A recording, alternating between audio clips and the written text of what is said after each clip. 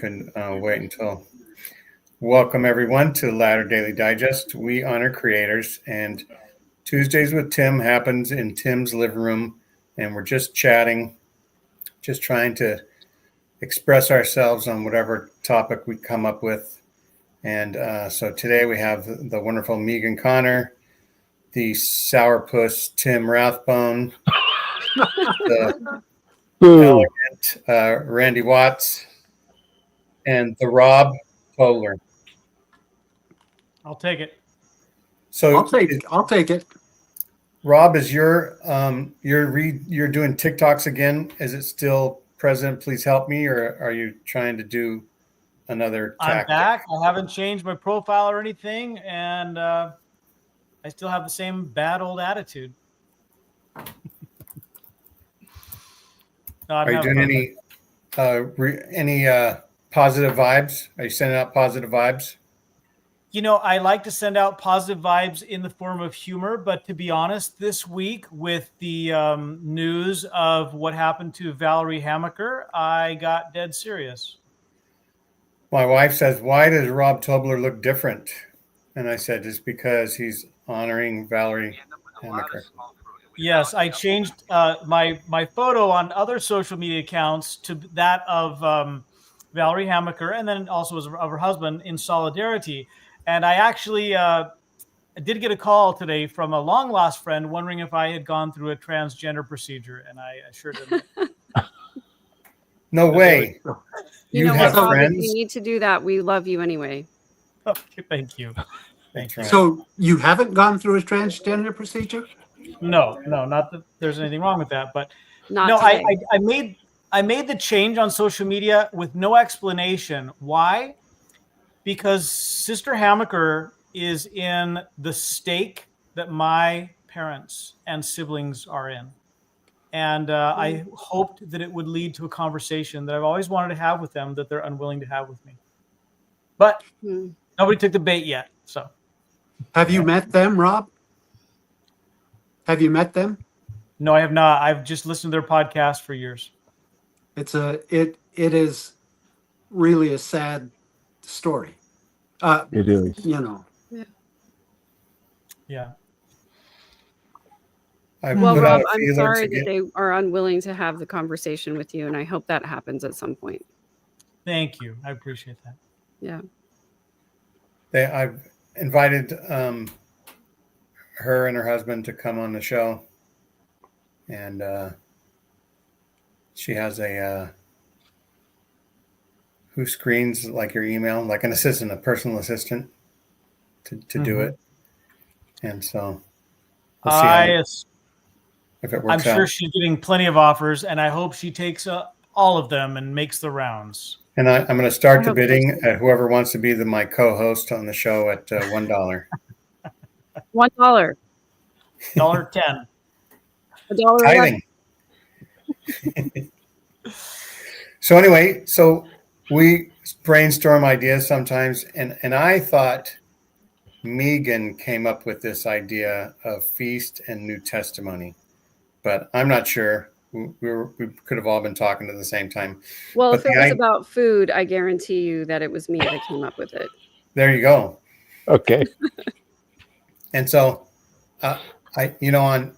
for most, we'll say Mormons in the Mormon spectrum, when they go to church on the first Sunday of the month, it's suggested that they fast. They use that day as a fast, which means they don't partake of food. How long is the fast, Rob? 24 hours. 24 hours. 24 hours without food or drink. And as a kid, when I first heard what Ramadan was, I thought there's no way I could do 30 days of fasting. Until it was like 20 years later, I found out that they just don't eat during the daytime, and then they eat at night. Yeah. I actually had some students, voice and piano students who practiced the Ramadan tradition. And during Ramadan, I would go to their house to teach the lessons, and they would invite me to partake in their evening meal together. So that was the first time I learned that their fasting meant that they just only had dinner. And oh my goodness, what a dinner it was. there was a huge spread at the table, and it was basically like, I mean, you could get your entire caloric intake for one day in that one meal. So it's no wonder it's fine to fast for 30 days when you have such a huge spread for dinner. And so many people do it now just as intermittent fasting. Right. They just do it. I do that. I do that most of the time too. I was telling, I was saying on the thread that I don't want to get too, break people's hearts, but I was diagnosed recently with FKS, fat kid syndrome. And it's one of my articles that has been in a lot of magazines is FKS. Do you have it? And it talks about the symptoms of being a fat kid. I have not been officially diagnosed, but I suspect I have many of the symptoms.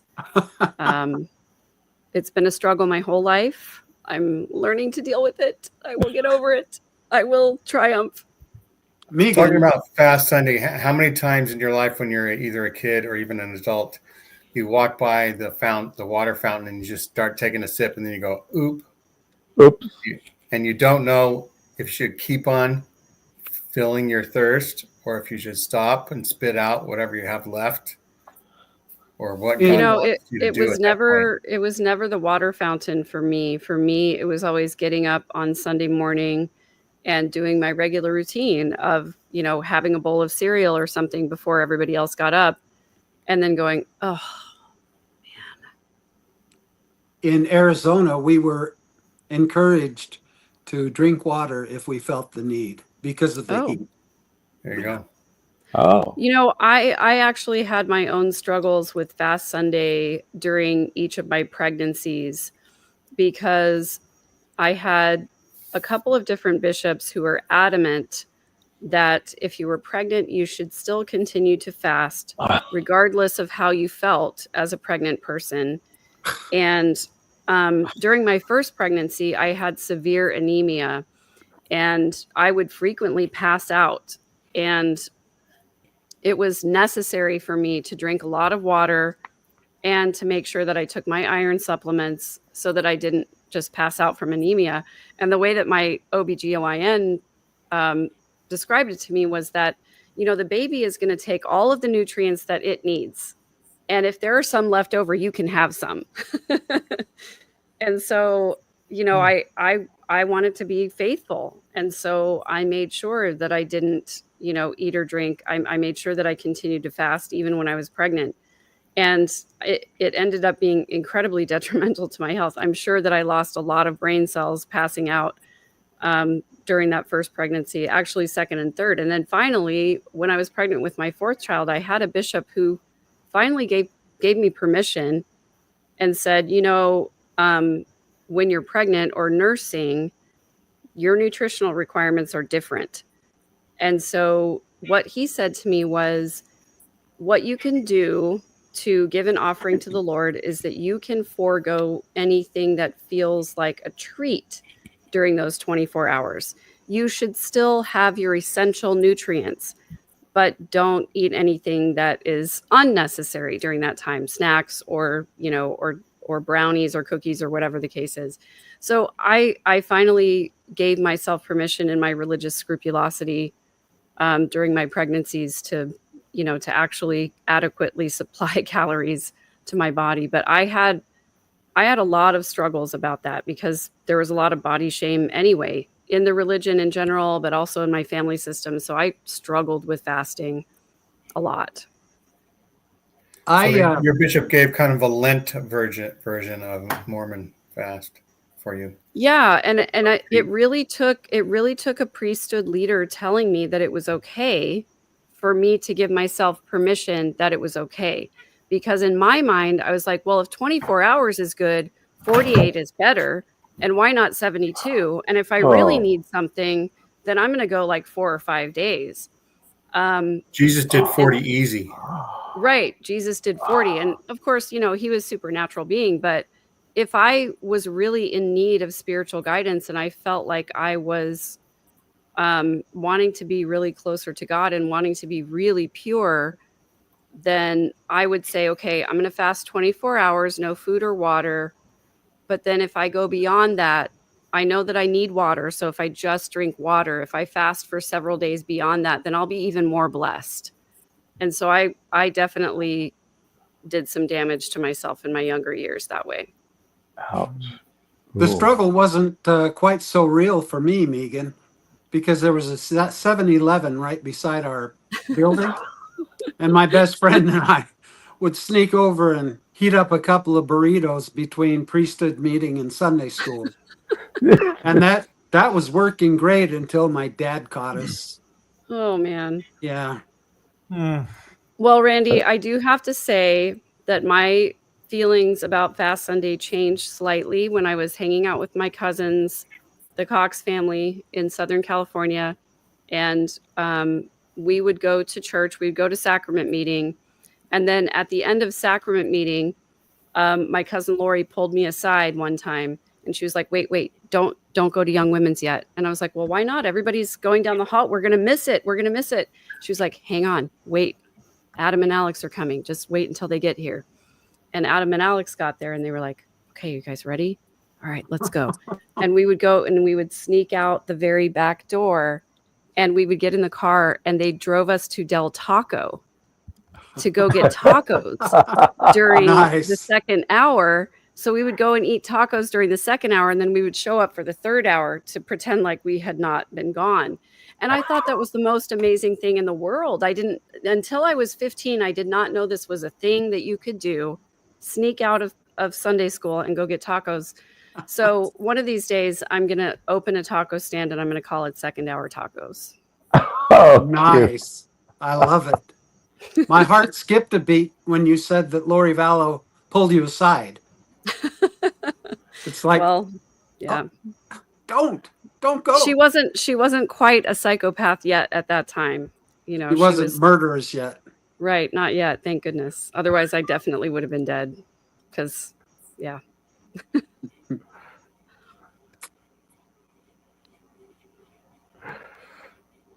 We would walk to the drugstore on the corner of Westwood and Ohio to get candy. Of course, back then it was priesthood meeting and then Sunday school. Well, on Fast Sunday it was priesthood meeting and then fast testimony meeting. Yeah. Oh boy. I just want to address this one comment really quick. Haley Cram. I don't think Mormonism encourages erectile dysfunction, but I'm sure that it causes it sometimes. Maybe it's eating disorders. I like your interpretation better. I just want to stay clinical. Yes. I would have left the church a long time sooner if that were the case. We all would. For me, fasting was like keeping the Sabbath day holy, an opportunity to really become black and white, letter of the law, almost like the Pharisees type of thinking. It's like, okay, well, it's not quite midnight. We can still buy something or we can eat something. And by the time I got to be a missionary and they told me what my area was, I did not dare cross the street to the grocery store on the other side out of my area for fear of, we won't be protected. We'll be struck down, and I think I think fasting is a beautiful, helpful thing in the right conditions, and just the way it's handled in the church, not healthy. I concur. Yeah, I do too. I just, all I can say is that any rule that there was in Mormonism, I think, those of us who wanted to be really acceptable in the culture, we're going to take that rule and we're going to do it. We're going to dial it up to a 12 or a 13. One of the things I hated worst about Fast Sunday as a deacon was having to go to all the different ward members' homes that I was assigned to collect the fast offerings. Because it seemed like every single family I went to were inactive. And they would roll their eyes when they'd see me knocking on the door. I had some guy take the envelope, go to the back, take like 5 minutes, come back. It had the string Yeah, Yeah. all wrapped right. around and The around little and around. windy thing. Right. And I just wondered about it, and so I opened it up and looked in. There was nothing there. So I just want to interject to say that growing up outside of the Mormon bubble, outside of the Mormon corridor, we did not have deacons come to our house to collect fast offerings. Ah, So my Oh, we parents did in taught us LA. about fast offerings, but we never had somebody come to our house like when I lived in South Dakota or Connecticut or even later in Texas. But I think that was after they kind of did away with it. So when I first heard of that, I thought it was really, really strange. And also, I had a great deal of compassion for you young deacons having to go to people's houses to collect money. It's kind of like door-to-door salesmanship for the Lord. And now they just do it as pest control. But That's right. I remember as a deacon knocking doors to collect fast offerings, and early Sunday morning they'd open the door and a whiff of frying bacon would, come past me, and yet they'd feel obligated to make a donation, even though they clearly weren't following the program. And in a way, it could have been a beautiful program. I'll say in a positive light that I remember once. Playing basketball in the church and needing to get a drink of water, and the water fountain was out. So I went into the kitchen and I noticed boxes of food storage or food, rations from the Bishop's Storehouse for families in our ward that I had no idea were struggling. And later, when I met and married my wife and found out that she, in a different state, was one of those families. That's beautiful, and it can be a really beautiful thing. However, are those funds distributed in a fair kind of way, or do members of the church in developed countries like the United States live far better than equally faithful third world members who the fast offering dollars just don't trickle down to them? yeah, I want to say that there were so many things about Mormonism that I thought were beautiful until I realized how those programs were actually implemented. And fast offerings were one of those things because when I was a young mom, just a few years into my marriage, my former husband had started his own business and without any cushion. And, we were destitute for several years, ended up declaring bankruptcy. And when we went to the bishop to ask for help, he basically, well, let's be fair, when I went to the bishop, because my spouse was not really active, he basically shamed me for not going to my family first, and then asked me if we paid for cable television. And I said that we didn't. And he said, okay, because that's always the first thing that I tell people when they come and ask me for a food storage or a food order from the bishop's storehouse is, are you paying for cable? Because if you're paying for cable, you should, cancel that first before you ask for help. That's right. You could have And said, then, no, I steal it from my neighbor. yeah. no, he's just got a cable over here and I just plug the hose into this. Yeah. And then I realized that I was going to have to, when he finally did acquiesce and say, okay, I can make a food order for you. And he pulled out the sheet that has the list of all the things available at the storehouse. And he said, okay, tell me what you need for the coming week, but only what you need. I don't want you to be getting extra, no treats, no snacks, no, nothing extra, just exactly what you need. And so I felt obligated to say, like, well, we can get by with a loaf of bread and a jar of peanut butter and, maybe some oats, maybe some milk, maybe some flour. But there was like no protein available. It was like spaghetti and tomato sauce and Carbs. like zero seasoning, like almost all carbs. When I think about the nutritional content of what's available at the Bishop's Storehouse, now knowing what I know about fitness and nutrition, it honestly, it makes me angry. Well, I hope you didn't enjoy any of the food you ate from the Bishop's Storehouse because I Yeah. Obviously, they don't definitely- want you to have any enjoyment. Exactly. I did not enjoy any of it. I can tell you it was all tasteless and horrible. And I hated every second of it. And I couldn't wait to become self-sufficient so I wouldn't need food from the Bishop's Storehouse anymore. It's all part of the Lard's program. Yeah, like Trevor says, the church can't afford it to be giving Right. you treats. Right. Exactly. Well, you know, I mean, God forbid they should give you some chocolate chips. And almost like if you order too much, it's almost like harking back to the Israelites and the manna, right? If you take too much, it'll just go bad. Got to Yeah. watch out for that. Well, I'll tell you what happened. Here's what happened. I ended up going and applying for food stamps because at least with food stamps, I could get protein and I could have actual healthy food to feed my family. So, And as a taxpayer, you contributed to the program. yep. I've had personal revelation that the manna that fell from heaven was Captain Crunch. Because that's exactly what it sounds like to me. The recipe, it was the first Captain Crunch maker. It spit it out like popcorn, God. those big popcorn machines. I love me some Captain Crunch. So I have kind of a funny story about food storage and Bishop's Storehouse things. About a year ago, I called my oldest daughter and I asked her if she had a dinner roll recipe that she really loved. Because my daughter, she loves to cook and bake from home. She's always been a great baker and a great cook. And I was a baker too, but I was just looking for something a little different.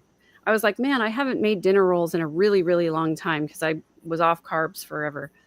And I was like, I'm going to make some dinner rolls. So I called her up and I said, hey, will you send me your very, very favorite dinner roll recipe? And she sent it to me. And I looked at the ingredients and I went to the grocery store and made sure that I had everything. And one of the ingredients was powdered milk. And I was like, that's weird because I've made dinner rolls lots of times. Most of the time, it's made with regular milk. You will take some regular milk, you'll scald it, mix it with butter, and then you'll mix all that with flour.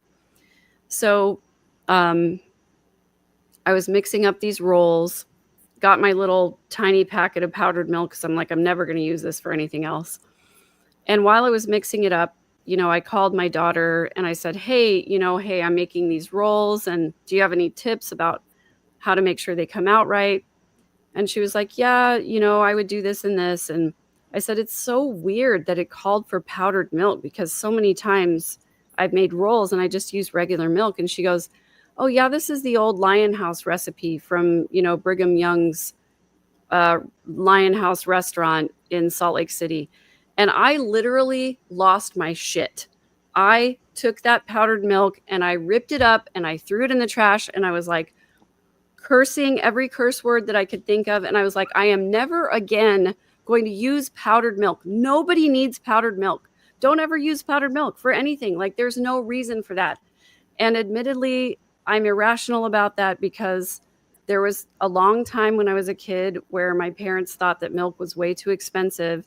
So what my mom would do is she would mix up a pitcher of powdered milk and she would put it in the fridge. And she would say, there was like a hole in the plastic container. So I just put it into this pitcher. It's regular milk. Don't worry. It's going to taste exactly the same. Oh, and then sure. I would pour it on my cold cereal in the morning and I would be like, and so I would often get surprised by powdered milk. So I get triggered by powdered milk because of the whole food storage system. And it's just the most abhorrent thing in the world to me. I used to mix it with real milk, half and half. Ugh. Sometimes. Well, it's creamier. It's well, yeah, it's creamier, but why not just use regular milk? Like, I know. Why not just get rid of the powdered milk and just use regular milk? When I was on my mission, we couldn't afford real meat. So we'd go to the butcher shop and ask for a half of a beef heart.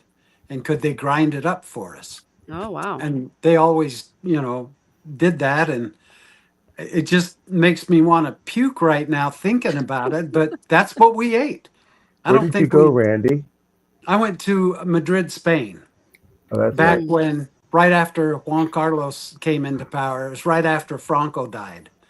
And we had nothing, man. And there was one time that we went out into the plaza in front of our apartment complex, and there was a guy with a little cart, and he had dry ice in it, and he was selling meat. And we could get steaks for like what would equate to about 300 or $3, and we were just thrilled to death. We went down, we gathered up our money for us each. There were 6 of us elders living in one place, and we all gathered enough money that we could each buy a steak. And it was the night finally came when we all got home, and we didn't have obviously a barbecue or anything, so we fried this steak up. We sat down and blessed it and had our knives, our steak, or well, whatever knives our kitchen had. We could not cut it. We couldn't cut into it. And so we'd pick it up and try tearing it with our teeth. We couldn't even do that. I said, maybe we need to say another blessing. I don't know, but something's wrong here. We found out later when we went to the branch and was sharing, because we only had 12 members in the branch. And the one guy said, "Oh my gosh, you bought steak from that vendor?" I'm like, "Yeah." He goes, "Well, that's bullfights. It's after the bullfights. He Oh buys my. the Knew bull." it. Yep. It was Oh bullfight bulls, wow. and they were so tough. We Tough. we literally had to throw them away. We couldn't pull meat off of it. So I have a joke that goes along with your Wow. first story that you told. Wow. My grandma would tell this joke. She would have somebody go to the store and to get beef hearts, and the butcher said, "We don't have any, but you can have some beans." And the guy said, "Beans? Why beans?" He says, "Well, just have them tonight, and they'll beef hearts tomorrow." Ah, Okay, so I have a joke about Randy's bull meat. Okay. So couple dining in a restaurant, they get a steak, man gets a steak, and he cuts it up and he takes the first bite and he's chewing and he's chewing and he's chewing and it's just so tough and he can't get through it. So he spits it out.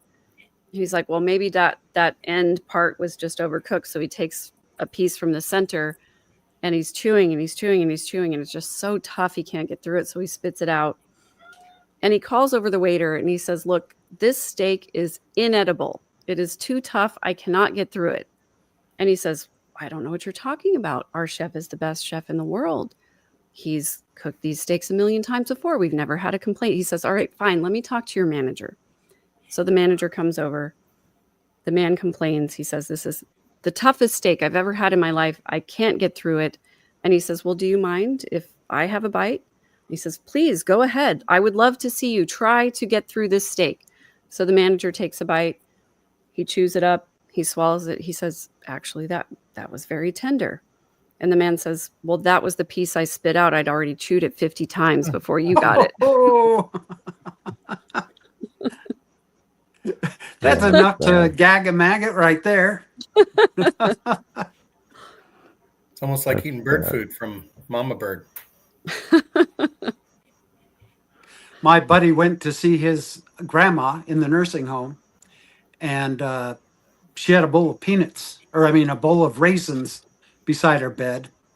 And as he's talking to his grandma, Oh he's yes. popping the raisins in, you know.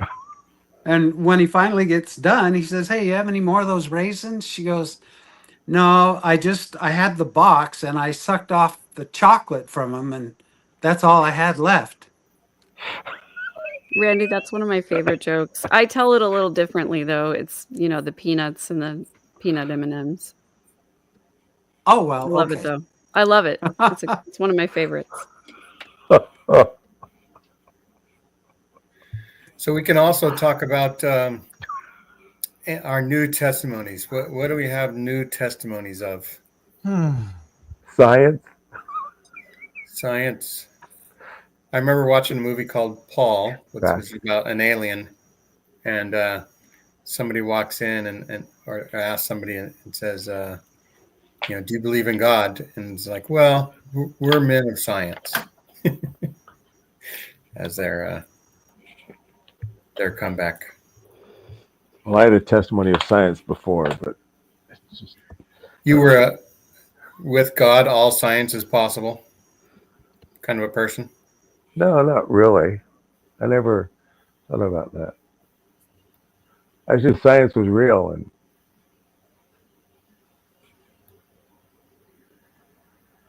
that You know, facts are Tim. facts. Oh yeah. You know that you can't argue with the age of the earth and all that stuff. Now, see, if we had a quarter that was dated 1 million BC, and then they tested it, and the test said, "Yep, it's 1 million years BC old," then I would say science got it right. Yeah, Well, I always used to say that I believed that science could inform religion and that religion could inform science. yeah, And now I think that position is inaccurate. it's inaccurate. They always come up with a story of something like Moses parting the sea. You know, the members would try to say it happened because that's about the time that the tide would go out really far and blah blah blah, because that's not parting the sea, that's the tide No. going out. Like that was a miracle. Or the star above But Bethlehem. Oh Bethlehem my gosh. was There a was an supernova. article.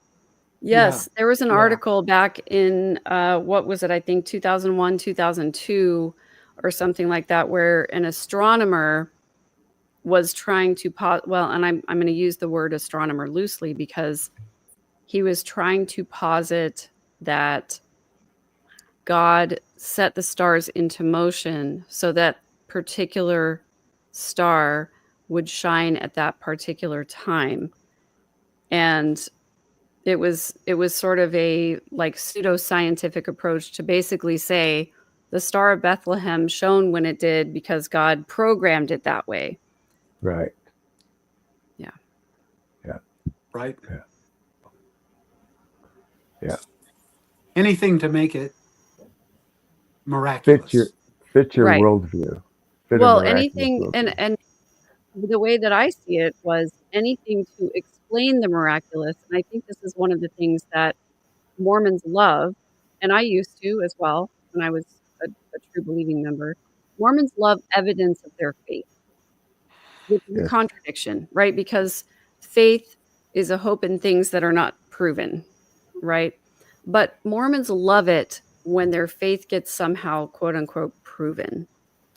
Whenever science says, oh, you know, it's possible if God wanted the Star of Bethlehem to shine at this particular time, then he would have created that star this many billions of years ago so that it would have shone its brightest at this time and then die. It's just mental mind effery. I just can't.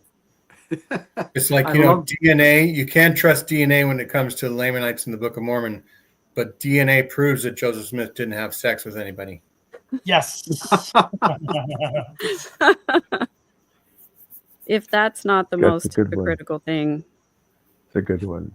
If I don't learn one other thing in this conversation tonight, I love the fact that I've learned the term mind effery. It's awesome. Well, Randy, if it was just the five of us sitting around a table having a conversation, I would have used the real word. But I Right. don't like to offend YouTube. The YouTube gods get offended, and I try to not offend the YouTube gods. Well, after the podcast, we'll sit around and say the F word as much as we want. You know what? I love that. I love that about the That's after right. show, that we can say whatever we want. We could do one episode someday where we're not going to monetize and we're just going to let it Oh, out. definitely. I love it. Let it all hang out. Yep. Well, and we are in Tim's You're in my living room. home. We're in his Tim's my living room. house, so That's right. In my living room. we have It's to your house. So respect Tim, that. it's your rules. So you're the one You who can gets to say what whatever you word. want. You have Well, freedom fuck of that speech. then. God damn it, yes. Fuck it all. Shit. You guys are freaking the shit out of me. Fuck the goddamn motherfucking church. Well, Gene, That's I have prepared and I am ready to share my post-Mormon testimony. I'm excited. And I even brought a tie because a tie. Oh my God, a tie. Wait, should I get a tie now? I feel underdressed now. My porn shoulders are showing. I thought Tim had a tie on, but it was his cat. My cat, Jack Cassidy, came over. Let me cover my porn shoulders. I feel terrible. Notice, thank you. My thoughts are running wild. Thank you. Now I'm much better. Okay. And if you'll notice, it's gonna be formatted in the way that we were taught to build and express a testimony with the 5 fundamental, the things we're supposed to say. So here I go. Thank you. 5? Yes. Well, the 5 major pillars. Were you not taught that, Tim? Of a Mormon. I don't know. All right, here I go. I'll have to hear this. I know that our universal fear of death, along with an inner sense of cognitive attribution, wills us to believe in a superior being, a God who can calm these fears. These gods will reflect our time, our place, and our society, and particularly the desires of the men who teach us about such gods. I know that Jesus was an amazing person whose reputation was hijacked by religious men who made him into something else. One such particular man was Joseph Smith, pious and deceptive. I know that pseudepigrapha, like the Book of Mormon, is fiction and not historical, but it can still have some value. I know that men desire power and hold it exclusively, such that they will invent stories of how they got the power and the keys, and they will invent whatever justifications necessary to keep them from marginalized people and particularly women who can't have it. I know that there are buildings on this earth that are sacred, where God dwells. They may go by the name of homeless shelter or shamanic hut or therapy office. Their doors are generally open to all without restriction. I know that loving yourself is important. Jesus makes that assumption when he says that we should love our neighbor as ourselves, because if we don't love ourselves very much, we can't love others well.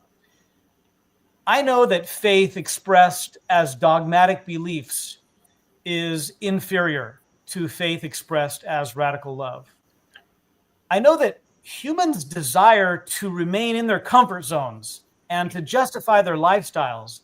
Thus, they will generally defend the anchoring beliefs of their childhood, regardless of the absurdity of those beliefs. As you can hear, my testimony has evolved quite a bit since my Mormon days. My testimony, like those of Latter-day Saints, was composed of a jumbled cluster of my greatest fears, hopes, dreams, and worries, all kind of wrapped up into one emotional ball, balancing on a rickety framework of confirmation bias, which provided me a false sense of security. And now I've graduated to value the growth that comes from leaning into uncertainty and embracing the present, fleeting, impermanent moment. Amen. Amen. Wow. It would have been more authentic if you could have gotten your parents to stand behind you and feed you the words. Oh! Could you get someone to whisper in your ear, please? Yes. Now, that was a fun exercise, and I that was good. Rob. That was very good. That was amazing. Thanks, Rob. If I had a white handkerchief, I'd be doing the Hosanna shout. Oh, here. I got one. No. Why, Tim? Why do you have one? Why do you have one so readily available? Because I always carry a handkerchief in my pocket for my nose. Oh, man, look at that. Embroidered on it. Wow. Oh my gosh. Why? Randy, why are you and I the only, like, I've got a paper Yeah. towel. I've got a Kleenex. Yeah, Kleenex, that's what I got. I used this to wipe up my whiskey spill earlier. Everybody down notes. Hosanna, Hosanna, Hosanna, Hosanna. Hosanna They to should, us. they're going to do it God, this way Kentucky pretty soon, and the mash. right? They're going to do it this way pretty soon. Oh, probably. Probably. Yep. Probably. I predict that they're going to rename the church the Mormon Catholic Church within Oh 10 my years. God. I made a Well, TikTok they're video. gonna Oh, go ahead. go ahead. You may I talk. was saying, Go. I made a TikTok video which shows leaders of nations gathered together as a result of the COVID pandemic. And they're saying, we've got a worldwide epidemic, millions will die. What can you do? And, you know, the Americans, they say, well, we can make a vaccine. And the Chinese, they say, well, we can track the virus's source. And others are going to manufacture the masks. And then the camera turns to Russell Nelson that says, sir, what can you offer with your priesthood power and gift of discernment? He says, well, we can do this. And that was exactly when he did his Hosanna shout. And he and Iring and who's the other one? They almost were in sync as they were almost, but not quite. Dallin was marching to a different hanky. Oh God. Well, before I share my testimony, I heard from Jean that this was feast and testimony meeting, so I have to grab my snack. Anyone else, feel free to go. That's right. I have Tic Tacs. Tic Tacs. Yeah. What did you mean by that, Gene? Did you want us to share our favorite post-church, post-religion dishes, or? Yeah, I was thinking that we could do that as well. Yeah. Right. Okay. Like, because I was thinking, you know, okay, we used to fast on the first Sunday of the month. Now, what's the best meal you've had on the second Saturday, the second Saturday of the month? Right. Oh, that's a completely different question. I was unprepared to answer the best meal. And we can make it up because nobody is unfalsifiable. Right. That's true. It could be something else. That's true. We can lie our asses off. That's right. What, like the church?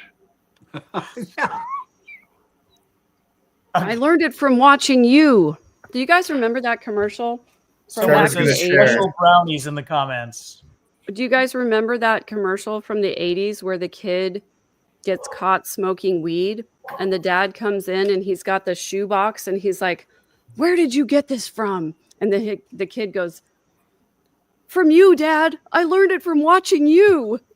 You don't remember that one? I do remember that, yeah. Like traumatizing. Yeah. I saw it with cigarettes where the father's smoking and the kid finds his cigarettes and pulls one out and puts it in his mouth. He can't light it, but then it comes across the screen like father, like son. I remember that commercial when I was a kid. I remember the eggs and your brain on drugs. Oh, Yeah. yeah. This is your brain. This is your Fried brain egg. drugs. Drugs.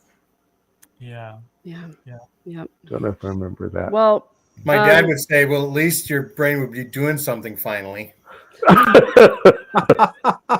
oh no. He had a lot of confidence in us. Man. With So what parents have like that, who needs Enemies. How have Anything else? your meals or your consumption or how's it changed for you since transitioning? Not much. Not much? transitioning? I mean, away Not from much. the Orthodox Church here. Oh, Will this count as a confession? Sure. I make you- every week a gallon of cold brew coffee. And I Okay. put about 24 ounces into my mug that's this size. nice. And then I put a huge scoop of peanut butter in it. Oh, I mean, big. Oh. And oh. then I put vanilla flavoring in it, sugar free because I don't eat sugar. I'm a keto guy. But I pump 11 pumps of vanilla flavoring, and then I take an immersion blender and emulsify everything, then put some ice in there, and then top it off the rest with coffee again. And then I shake it up. And I'm telling you, that's enough to make your tongue slap your brains out. It's so good. It's so good. And I just love my coffee now. That's amazing. I love it. Yeah. Well, I used to make chocolate chip cookies. And so before I give my new testimony, I will share with you that now I make bacon, bourbon, maple chocolate chip cookies. My son stole one, so you can see, like, these are already Oh, they're my Oh, wow. gosh. Wait, hold it up again. So Oh, There's Bacon. bacon in there? Beauty. bacon and bourbon. Bacon here. and bourbon. Bacon, bourbon, dark chocolate chip cookies. That's right. And Megan, I would- you sometimes have food shows on your channel? I do, but I do it for members only Okay. because I don't think people are that interested in watching me cook. Because what I'll do is I'll just put my laptop up on the counter over there while I'm cooking, and I'll just talk and cook. So yeah. What I wish is that when we had fast and testimony meeting, I got this counsel one time that we should break our fast with the sacrament. And what I always used to wish is that I could just bring along a chocolate chip cookie with me and break the fast with that instead of with the flesh and blood of the Savior. So That's as right. Deacon, I used to As chew the deacon- sacrament on Fast Sunday a little bit longer, just to get a little bit more like I was eating. Like You if know, I chew it more, I'm eating more. there was a thread on Reddit about what we did with the sacrament bread afterwards. And we used to eat it. That's right. oh yeah. You used to the eat whole it. rest of the Wonder Bread loaf got consumed by the That's deacons That's right. and the teachers. It was a Somebody- guilty pleasure, I'll tell you. Well, remember the stories that, oh, you'll turn to a pillar of salt if you eat that, or Yeah. something bad's going to happen. And we started to eat it. Somebody on Reddit did the math of how much Yes. money the church is saving by forcing members to bring bread for the sacrament. I thought that was interesting. Yeah, Yeah. it's like 16 million a year or something. Yeah. Yeah. Yeah, and But- there's no bigger pressure in Mormonism than when your deacon son is in charge of the bread that week, because you know your deacon son is not going to tell you that he's in charge of the bread that week. And The what are only way the to- chances that you have a random unused loaf of bread with enough for the entire congregation sitting around waiting for Sunday? And so of course it all gets purchased at the gas station at Exactly. 8:45 on a Sunday morning. Or like Yeah. I was talking about, we would walk up to the drugstore at the corner of Ohio and Westwood to buy the bread because somebody forgot it. Yep. Or in my word, they kept a frozen loaf in the freezer, which last minute could be microwaved and it would be soggy. Okay, let me just do a little Oh. rant. Let me just say a little Oh. rant here. Ugh. The most sacred thing that happens in a chapel is the sacrament, and the church's effort to make that beautiful and is pathetic. The most sacred thing that happens in the temple, ceilings, there's no revelation for this stuff. There's no documented, we got this from God. It's pathetic. And in fact, I found stuff in the Joseph Smith papers, like Joseph's dictation to Newell K. Whitney for what he should say when he sealed himself to Sarah Ann Whitney. Sarah Ann. That's a totally different. Yeah, Helen Marr was Joseph's wife. You don't double dip there. No, it was Sarah Ann Whitney. That's okay. Okay, my rant's over. Thank you very much for the time. I was in Avilés, España on my mission, and we had no bread Sunday morning for the very reason that the elders that were assigned to bring it didn't. So we had the only thing open in Spain on Sunday, the only thing are the pastelerias where they make pastries, the pastry shops. Oh, wow. So we marched down the road to the pastry shop and we got about 8 pastries. And that's what we broke up for the sacrament. And it was hilarious because, the members are taking it and eating it and they get this look on their face like, can I have a little more of that? It was delicious. This is I'm the very Lord's Actually- bread. I actually proposed that we do that every Sunday, but the mission president wasn't into that. So there was one Sunday where the chapel that I went to lost power on a fast Sunday, and the leadership decided that we were going to have fast and testimony meeting in the parking lot. And so they had What? So they had all the priesthood leaders, because it was, no power in the building, no water in the building, no bathrooms. So they decided to pull out all of the extra folding chairs that every chapel has and set them up in the parking lot. And, we sang an a cappella hymn, which was awful. And then they passed the sacrament, and then they went ahead and let us go on our way. And I went up to the bishop afterwards and I said, why didn't we just do like drive-through sacrament?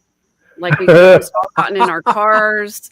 We could have had a priesthood holder like standing there. You could roll down the window, pass the tray through the car, and then we could have just driven on our way. At least then we would have had air conditioning. Like, this is South Texas.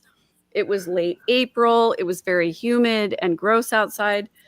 And that's where I came up with the idea of drive-through sacrament. And I think that is a brilliant idea. I think we should go from 2-hour church to just drive-through sacrament. Like, everybody play a hymn in your own vehicle, put a CD on, drive through, roll down your window.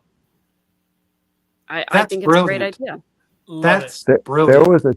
There was a time, I don't know if it was the 80s or the 90s, where the church just wanted everybody to meet for a sacrament meeting, and they did the sacrament, and that was the end of the meeting. It's like, this is why we have sacrament meeting. And we showed up, we sang a hymn, we sang the sacrament hymn, they blessed it and passed it, and then the closing hymn and closing prayer. And they let us go. That was sometime in the 80s and 90s they did that, just to impress upon us how important that was. Yeah, I mean, I think it's a solid idea. And you know what will actually sell it to the brethren? Do you know how much money we could save if we never had to turn on the electricity in any of the chapels on a Sunday? And all we did was have drive-through church, just drive-through sacrament. Everybody could live stream whatever the message was just on YouTube. We would never need a building. They could use all of those buildings for, I don't know, housing the homeless or homeless. Now, would it be possible to supersize it? Like if you're hungry? Right. Yeah. Like if you're extra hungry, can I please get a full slice of bread instead of just I need way more Jesus today. Just the piece that has the thumbprint of the deacon who tore it apart. Can I please get a piece of bread that does not have a thumbprint in it? Did you guys just have to cut the crust off sometimes? You had to cut the crust off the bread sometimes too. I never saw that, but in my ward, in the last ward that I went to just prior to COVID, the last time that I went to church, there was a little plastic cup on every sacrament tray that had gluten-free bread. So if you were gluten-free, you had your own separate little cup. Oh man, really? Yep. When you I see started to wonder about the church, because like, why couldn't Jesus make that bread not harm anybody? Why couldn't the bishop just give a blessing that bread would not have gluten in it, or that bread would not harm any of our celiac members? Yeah. Well, that would work good for carbs too. Exactly. Can we not remove the carbs from the bread so that none of us have extra body weight? I don't know. Those real flat pieces of bread you'd get sometimes where it looks like the teachers, when they broke the bread, they squished it. I always think of having been a teacher and watching my co-teachers break up the bread. I know they were just scratching their butts or in the bathroom peeing, you know. And you know they didn't wash their hands. No, of course not. And Of course. some of those squished pieces are like almost gray. So yeah, they had a little extra Oh, God. saltiness to them. You might have had to change So a I tire on just, the way to as church. the lone woman on the panel, I just want to say to the rest of the women out there, if you don't know this, most men do not wash their hands after using the restroom. They No. don't. Most men don't. No. Well, Just No. wanna you let know you know. what? There's a joke about that.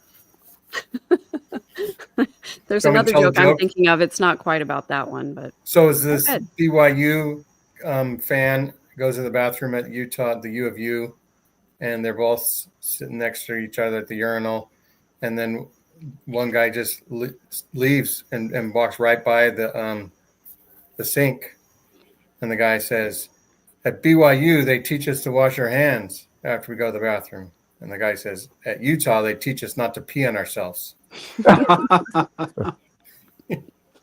Well, Love it.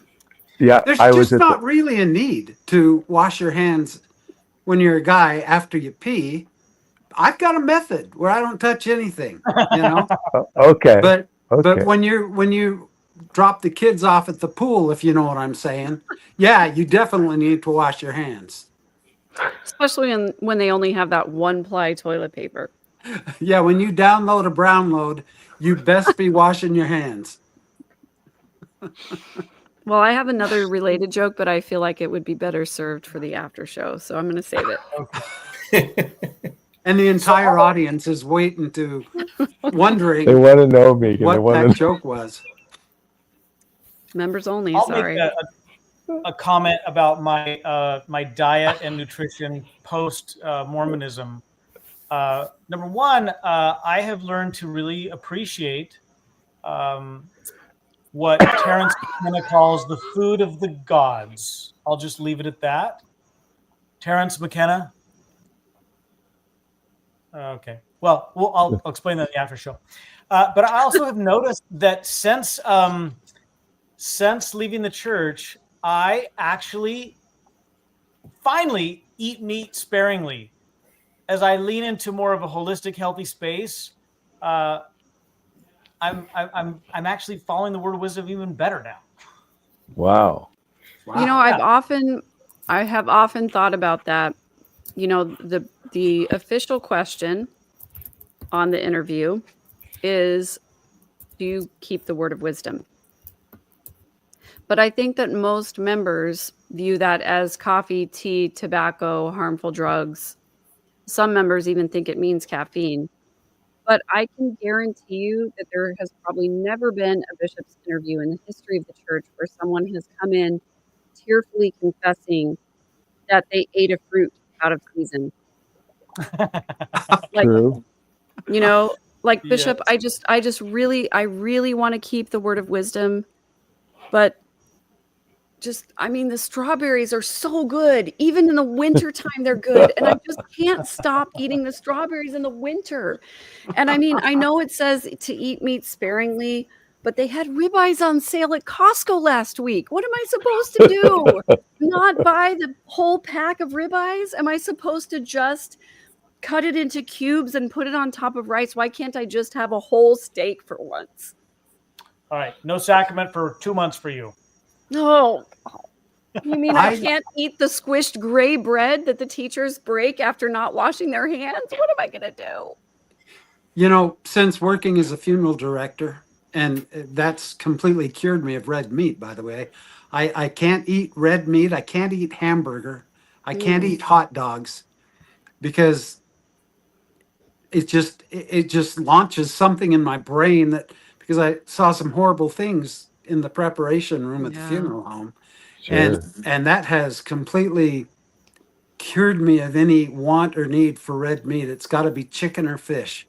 Otherwise, I can't do it. I just Wow. can't do it. Well, what's your best fish recipe? Oh, I love to grill trout on Mm. the barbecue grill, and I put lemon pepper on it and lemon juice and butter, and or I get honey and I heat it and put butter in the honey and slather that on the trout and flip it over a few times. And man, it'll make you cry. It's so good. Did you get Rob that should just go smoky? fishing by swimming and just grab a blue marlin, right, Rob? That's right. That's right. Shark bait. Boo ha ha. Nice. Shark bait. Ooh. Papa doo. You can just, they do that thing in the South where they just put peanut butter on their thumb and then stick it in the water and then they just pull out a catfish. Have you seen that? Mm-hmm. Yeah, I'm gonna pass. But yeah. Not that manly. Well, does it work in an irrigation ditch? Because, If there are fish in there, it'll work. Yep. okay. Nice. I freaking love seafood. I can eat, yeah, there's not a seafood that I don't like, and that includes raw oysters. I don't know who the first guy was to actually try that, but he was brilliant because one of my favorite meals in the world, and especially when I'm somewhere near the ocean, is to order a dozen raw oysters and then I always bring my own soda crackers because the restaurants don't always have them. And I put horseradish and cocktail sauce, unless the cocktail sauce is really spicy, it's got enough horseradish. But usually a glob of horseradish, a glob of cocktail sauce, and slap one of those raw oysters on there and pop it in your mouth, and man, it'll make your tongue wag. It sounds delicious to me. Oh, I love raw. it. I love raw oysters. Oysters are good. Yeah. Nice to see you, Brother Jones. You're Brother in Jones is Bangkok. good. I am home, indeed. Is it Brother 98 Jones. degrees? Actually, it was a pretty nice morning, actually. Only, I don't know, it might be 85 out, I don't know. I just want you man. guys to know it was 91 degrees here today. 91. What? In Texas? Yep, Oh my 91. gosh. It's March Yep, and it's midway through March. 91. Wow. Does not bode well for the summer. I'm telling you. No, I'm it going to does be not. heading north. Ouch. Brother 1 Jones, year do you ago, have... I was in Bangkok. That's right. Say again? I was 1 going to year ask Brother ago. Jones. Oh, go ahead. Go ahead. We've been talking about our post-Mormonism testimonies, and then our post-Mormon eating or favorite dishes and food and things like that. You have anything you want to share? I don't know about the food part, but I would have to say that what is it called? New Testimony. I would have to say that it is a very it can be a very rewarding experience to realize that you're just one of billions of people having a human experience every day. True. Mm-hmm. And my experience, though unique in the world, is not special in the world. Mm-hmm. So learning to realizing that you're not special is actually very liberating, if that's the right way to say that. Yeah. And you can also, like, I was just on the train, you see all these people from all different walks of life, and you realize that none of these people sort of like very little of what they are today was in their control. The circumstances that surround our existence and our experience, it's not in our control. And when you recognize that, you can just accept everybody for who they are. With like there's a lot of peace of mind, I'll just say, surrounding those ideas and concepts. So that's what I'll say. But as far as food goes, I'm glad to be back where I can go out to eat without worrying about the cost. Mm. Nice. And I want to add, when it comes to eating post Mormonism, I love the fact that I can go out to dinner or go to someone's home and not fear, like, oh, is this beverage got tea in it? Is it iced tea? Or, did they cook this with some white wine in the meat? Or Right. the freedom to be like, it's okay. I don't have to worry anymore. It's lovely. Right. Yeah. Right. The I agree. alcohol cooks out anyway, so it doesn't matter. Right. Oh, No, a little bit stays. A little bit stays. Come on. A little bit stays. I'd like to jump back to the funeral home for just a second. Of course. Oh, Clay. We had a very large crematorium where we could cremate multiple people. And do you know that there's like 30 to 40 seconds during the cremation where the human ribs are perfect for eating?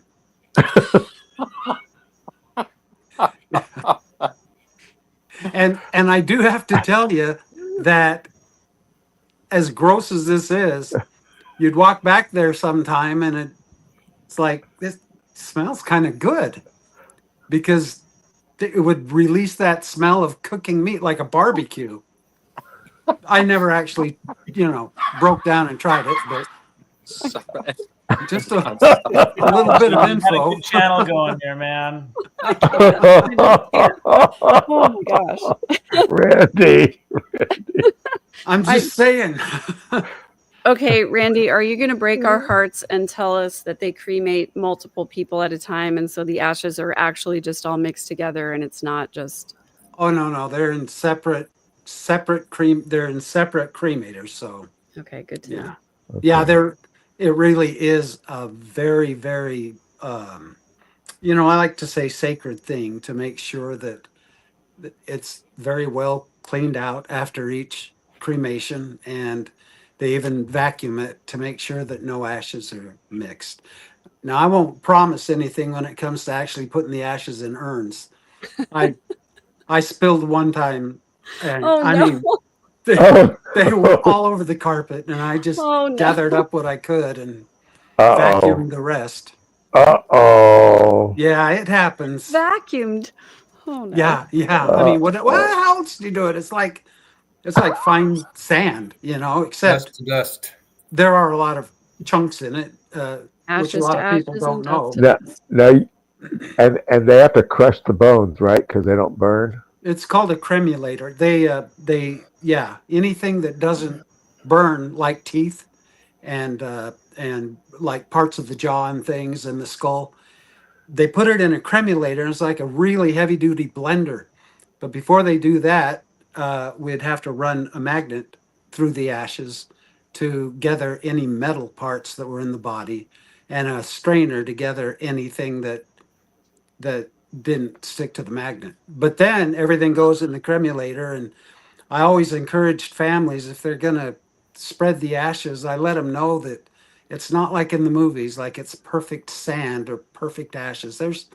You're going to get chunks in there. You're going to get chunks of teeth and things like that in there.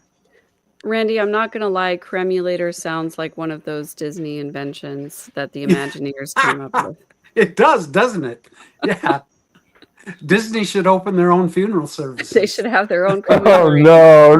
Magic Wait.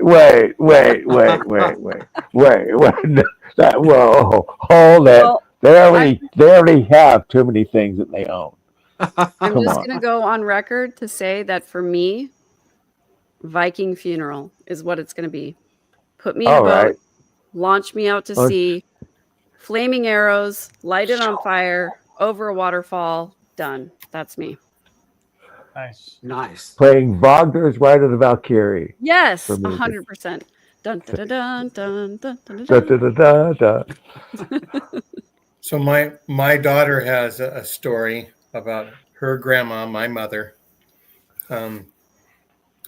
My mom had my dad died sort of early, 69 years old, but and my mom lived to like 85. But around when she was 75, she hooked up with somebody else, and I tell people that she probably just said a couple of scriptures and said, okay, we're married. But to keep our Social Security coming in, we won't do any of the official things, right?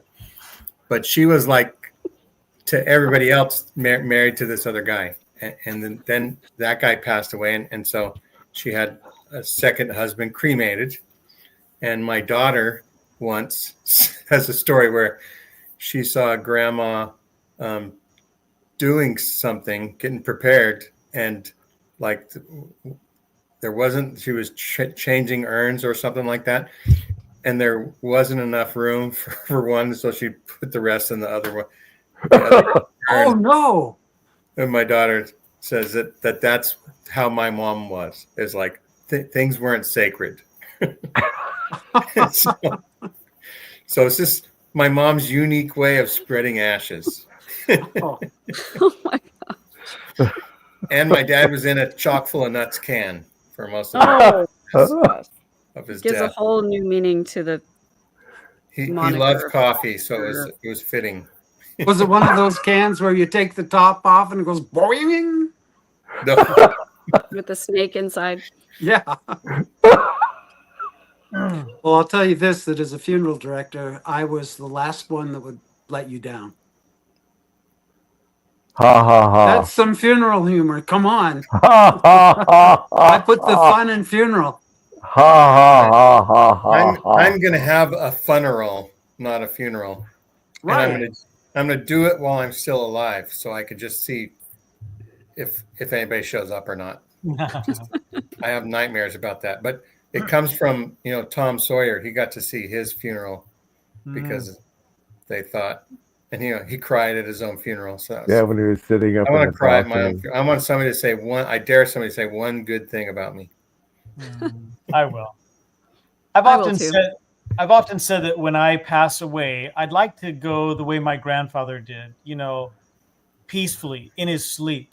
Not like the other passengers in his car yelling and screaming.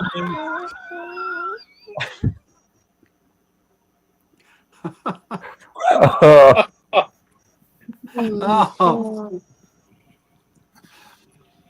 We are so sacred. No. No.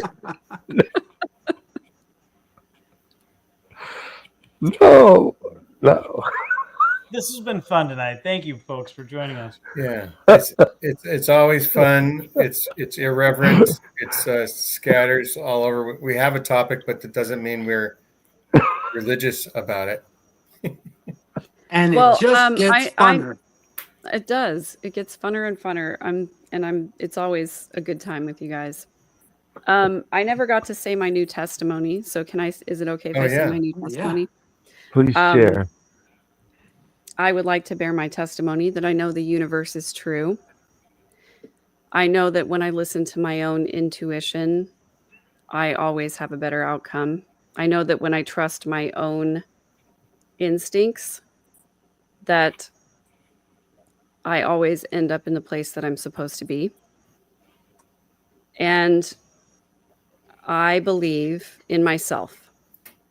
I believe in my own intuition. I believe in my own knowledge.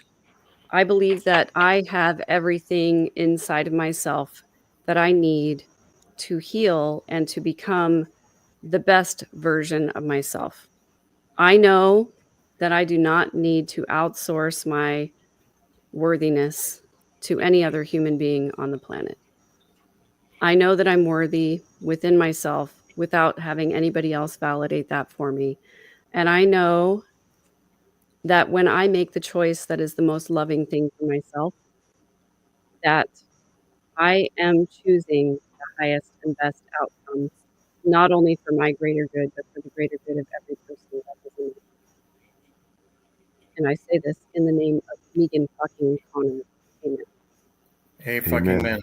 Halla freaking Luya. Halla fucking Luya. I'm sorry. Tim said you could say it.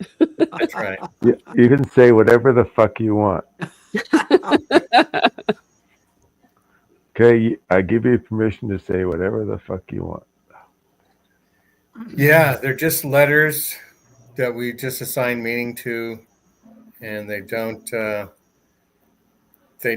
and they're not bad. There's no such thing as a bad word. It's just bad people that use them sometimes. Like Tim. Anyway. Like me, do I use bad words sometimes? It depends on the context and the definition. It's like if I'm really mad, I say, "What the Tim Rathbone is going on here?" Is what my biggest epithet. I swear to Tim. You swear to Tim. I want to know who invented the cuss words, because not only did they invent them, it's like they ranked them. This one's not so Yeah. bad. This Right. one, you're getting a little iffy, and this is the Right. bad one, and this is the absolute worst one. Like Who some you just invented get a those shame, words? and some you have to have your mouth washed out Yeah, when you're young. yeah. Who Yeah, invented them who and said decided these are that? cuss words? Well, most of the cuss words have to do with bodily functions. So thank the Puritans for Yep, that was the it. English, for the Puritans for that one. Mhm. Because you couldn't take a piss or a shit without them wanting to know. Tim, damn it. Yes, what? And then yes, and also like God damn it, right? Be irreverent to God probably is another. Probably people were just trying to rile up the Protestants. Like, look at those funny people, the way they're dressed. Let's go say talk some shit around them. Shit See to what 'em. they like. The Puritans hate it when we talk about sex. So let's say fuck all the time. That's right. That's right. Yeah, but Right. where did fuck even fucking come from? You know what I'm saying? I don't I know know. where Like the fuck some that came people from. say fornication under consent of the king. There's Tim all was these there. stories. Tim was there when fuck was first used. It comes from German. Hey, it's pretty the much sacred powers of procreation. Thank you That's very right. much. Amen. yes. But it comes from German. They pretty much figured out it comes from German for ficken or fick. Mm. And then it becomes Really? English, anglicized to fuck. Solid. So, but fornication under consent of the king, foreign lawful carnal knowledge were all added later on, probably. Yeah, a bunch Yeah. of bull. Yep. Well, fuck just feels good to say. It I gotta does. say, it feels It's, cathartic to. Yep. Yeah. It helps me process my anger. I honestly have to say, when I used all of those substitute words like frickin' and effin', Just wasn't good it enough. feels so impotent to me. Gosh darn it. I like to swear in German a lot. Oh, I say Scheiße all the time. Scheiße, Love that Scheißkopf, one. Ferd Yeah. Merd, Ferd Scheiße. Yeah. Well, It's so funny they say, "Excuse my French." I know. Because sometimes it's just easier to say when it comes to me. It's like, I don't think of the English. I think of the German first. I'll never forget we were out tracting one time and this guy was swearing at my companion. I said, "What is he saying?" It's, "You don't want to know, you don't want to know, you don't want to know." And so I asked somebody later on, I said, "What do these words mean?" And he told me, and I went, "Oh, okay." Right. Put that in your journal. Write that in your weekly letter home. What's the big swear word in Bangkok, Brother Jones? It's funny. Thai people are starting to use English swear words. Yeah. Because they feel so good. But there's definitely swear words in Thai that are used, and they're just noises to you and I. Right. I loved what Britt Hartley said about not paying attention to the mouth noises of other meat sacks that are flying through space on this orbiting rock. So you don't pay attention to anybody who says negative things because they're just mouth noises. That's nice. do you remember that tattoo that Tim Ballard had? Yes, right that above said his Yoder. genitals. Yoder. It says, Yeah. it's joder. Joder. And Yeah. in Spanish, that means fuck. Yeah. And it used to bug the crap out of me when I'd see these podcasts and they're saying Joder. It's not Joder, it's joder. And it's yeah. But That's the bad one. the thing that is so cringy to me is that it was a temporary tattoo. It was not a real tattoo, right? He took the time to have some makeup artist put that, like paint that above his junk. And I'm sure that he probably enjoyed every second of it. Of course he Oh, And did. you know he also, did. like, Yeah. what kind of douchebag would have that kind of tattoo tattooed there? Like, it just, the whole thing is so incredibly cringy and horrible to me. It just is, yeah, I can't. There was a guy who had surgery at the Mayo Clinic, and on his manhood, he had tattooed. Um, oh gosh, what was it? Please resuscitate. Oh no, it was. Oh, how can I forget this? Anyway, it was a word. Well, my nephew was the doctor that was doing the surgery on him, and he told the guy, he says, "Hey, I want to take a picture of your pecker." And the guy said, "Go ahead if you want." He owned a strip club, this guy. So he did. My Because nephew, of course he did. he was the head surgeon of, no pun intended, by the way, but he was the head surgeon at the Mayo Clinic, and he got canned for it because he took a picture. No one complained except for there was a nurse there that saw him do it, and she went to the administration and said it was so unprofessional. You But should have said, "It's science, man." right, yeah. I It's know for somebody who science and had one stuff. like a barber pole. His penis was tattooed like a barber pole. Oh, why? But why? No, this All right. this was during World War II, during the war. She told me Even about it. so. But I Well, I know. have the word car tattooed on mine, but when I get excited, it's a race car. Ha ha ha ha. Just today on TikTok, the blonde lady who does the Mormon Daily News shared a clip where Don Bradley, the apologist polygamy Oh researcher, God. was on Scripture Central, and they were Oh, talking about the hat that Joseph Smith used to put a seer stone in, make translate the Book of Mormon. What was it composed out of? It wasn't deer skin or fox skin. It was. Does anyone know? Foreskin. Beaver skin. So he would put his head in the beaver and part the veil, seeking further light and knowledge, and yeah, go away. that's what they were talking about. We had Further light and carnal knowledge. we had a baby here in Spokane who was born without eyelids, and they did a surgery where they took the scrotum Rob's in and they trouble now. actually made eyelids for the baby. And I asked my doctor friend, "Hey, it's been a year. How's that little baby doing with the self-made, the way the eyelids that you made?" He says he's doing pretty good. He's a little cockeyed, but other than that, he's fine. Ha ha ha ha. Okay, that's enough internet Okay. for today. We jumped the shark on I Tuesdays. think we jumped the shark about At Tim's. 30 minutes ago. That's right. Okay.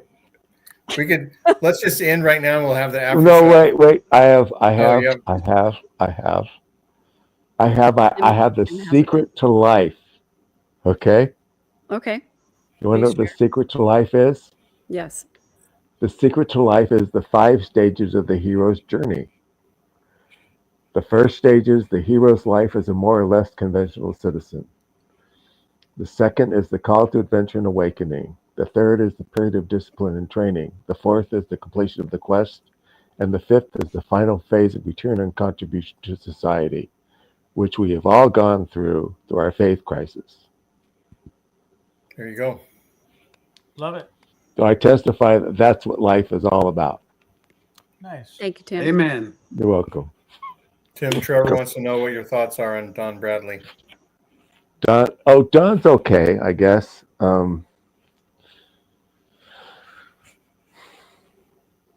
His thing on